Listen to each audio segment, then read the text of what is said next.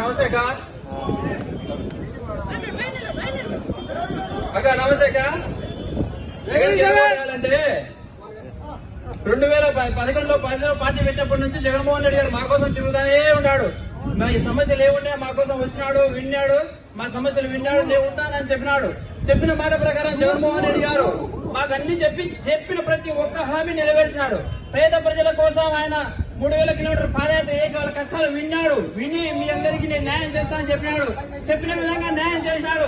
ఇక్కడ వచ్చిన ప్రతి ఒక్కరికి వారి కుటుంబాల్లో ప్రతి ఒక్కరికి సంక్షేమం అందింది. దానికి కారణం ఎవరంటే జగన్మోహన్ రెడ్డి గారే. నెరవేరుస్తాడు. ఆయన మా కోసం ఉంటాడు కూడా, ఎప్పటికి కూడా ఆయన మాతో ఉంటాడు.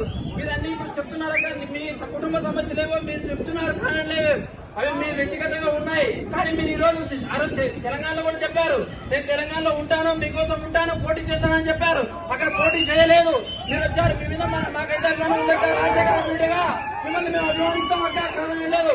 కానీ జగన్మోహన్ రెడ్డి గారు మా కోసం ఉన్నారు, ఆయన ఉన్నారు. మాతో రాష్ట్రానికి అభివృద్ధి చేద్దామక్క, తప్పకుండా మీరందరూ మాతో కలిసినట్టు అందులో రండి. మమ్మల్ని చేస్తున్నామక్క.